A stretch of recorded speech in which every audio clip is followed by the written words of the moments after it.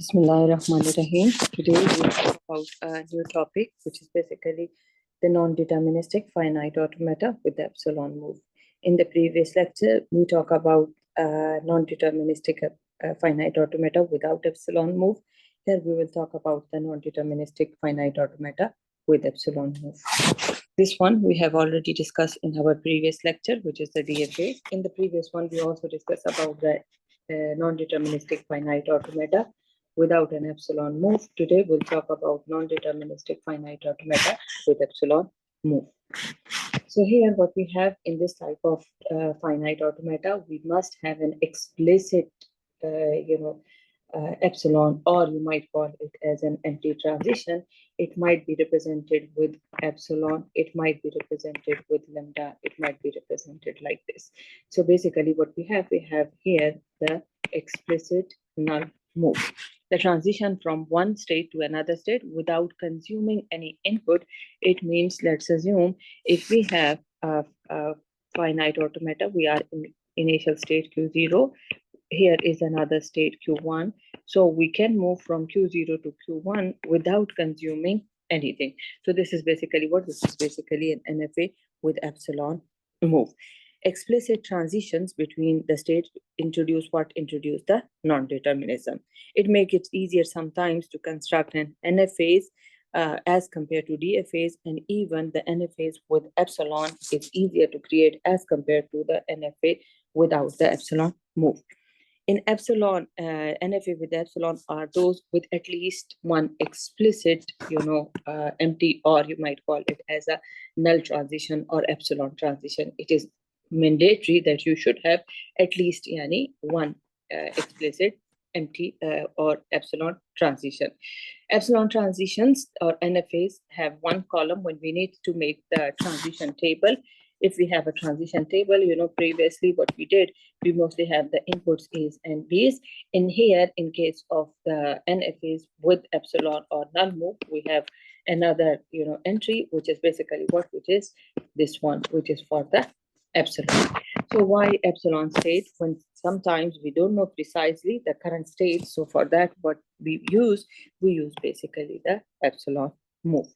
So here you can see similar like the NFAs without epsilon and the DFAs. Here also we have 5 tuples. We have the infinite set of states, finite input alphabets or symbol. We have transition function, initial, starting and initial state, and the final state. The only difference is basically on this transition function. For the transition function that was without the epsilon move, was this one, we have the current state and the input implies to multiple, 2 power q. Q is basically the next state. However, in the case of an FA with epsilon move, what we have a small change here. We have one more, we have the input along with input. What we did, we have another input, which is basically the epsilon. Okay, regarding this particular figure, if you can see, this is an example of NFA with epsilon move. So here we have explicit epsilon move. We can represent it like this. We can represent it like this. We can use this symbol or we can use this one. So here is the transition table. You can see this is a symbol of a transition, transition function. You have Q0. From Q0 to A bar was missing, so that's why here it is empty. From Q0 to B, you have Q0. However, from Q0, if it is epsilon, you can be either in the same state or you can either move to another state, which is basically Q1. So same is the case for Q1. If it is A, there are 2 possible paths for A. You might be in Q1 or you might be in Q2. So that's why here it is when it is DFA, it is impossible that here you will have 2 states or empty state. It will always be 1 in the case of DFA. In the case of NFA, it might be 1, it might be empty, it might be more than that. Then from Q2, Q1 to B is basically Q1. Then from Q1 to epsilon, there is only one, possibility, which is the same state. Now, from Q2 to A, it is missing. From Q2 to B, it is missing. And from Q2 to epsilon, you can either go to Q0 or you can either be in Q2 as well. So that's why it is not a DFA. Why it is not a DFA? Because there is no unique path. Why it is not a DFA? Because in the DFA, you need to define the path for each and every input. Why it is not a DFA? Another reason is in the DFA, it is not allowed to have those epsilon move. It is not an NFA without epsilon move. Why? Because the here is, you can see in this edge and also in this edge, you have explicit epsilon move.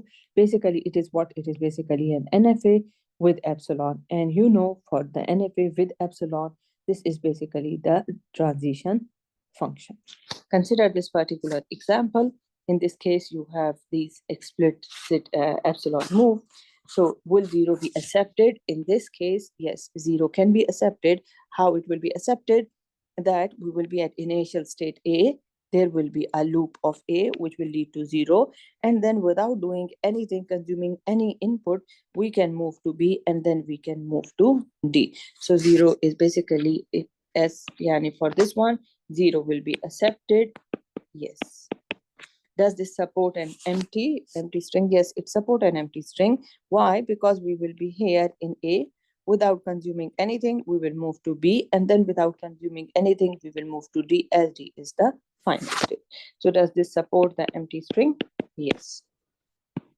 So here the transitions also perform, epsilon, no input. States are changed without consuming any additional input.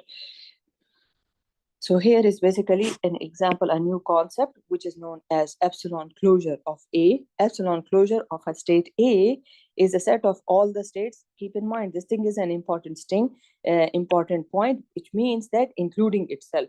Yani, in this case, if we will remove this, then it will not be an epsilon closure for A. For the epsilon closure for A, for any set, is the set of all the states that can be reached from that repeatedly by making any arbitrary number of epsilon, including yani itself. So this thing is a very important thing, that it is mandatory that if we have an epsilon or epsilon closure for a state, so it will include yani we can reach from A to repeatedly making any arbitrary, including the state by itself. Which of the following is an NFA with epsilon move? In this case, this is basically an NFA with epsilon move. This one is also an NFA with epsilon move. This is also an NFA with the epsilon move. Here, this one is basically the final state. This one is the final state. Now, here, this one is also with the epsilon move. This one is, this one is not with the, epsilon, because here it is not NFA with epsilon because epsilon move is missing. The first one is basically with the, NFA with the epsilon move. This one is also, this one is not in here. Yes, it is NFA with the epsilon move, and this one is not NFA. It is an NFA, but it is not an NFA with the epsilon move. Now, in this case, for example, consider this particular example. We are basically in a state which is Q0. Okay, without consuming any input, we will move to Q1, and then from Q1, there are paths defined for to the final state. So here Q0 is your initial as well as the final. For Q0, you can see the input in this case is 0 and 1, but we have another input which is basically the epsilon. From Q0, for 0 and 1, no path is defined. However, for the epsilon, the path is defined, which is I can be, because your initial is the final. So this is an important thing. You can be either in Q0, you can also be either in Q0 prime, or you can either be in Q0. When you are in Q0, you can, if it is 0, you can be either in Q0, you can either be in Q1, and so on. Let's assume if we have a string and we want to trace that particular string by using this as it is NFA and also NFA with epsilon move, there are multiple possibilities. So we have initially, so we have a string which is 1, 0, 1. So we will be initially in Q0 prime without doing anything. We will go to Q0. Now, the next string is basically 1. What will happen for 1, we will again execute the loop. For 1, we will be in Q0. Then the second one is 0, as there are multiple paths defined for 0. If we can either take this path, we can either take that path. So that's why from here there are two possibilities. You might be in the same one, or you might move to the next one. And even for the first one, as it is the initial as well as the final, even without doing anything, we can either be in Q0. So Q0 prime, without doing anything, you can be in Q0 prime, and then you can be in Q1. So then for this first one, as there is no path defined, so in that case, halas, we cannot move. However, for one, we can, and if we are move to Q0, then we can move. But ultimately, even after the first one, for this 0, there are multiple paths. We can either move to Q1, or we can either be in this loop.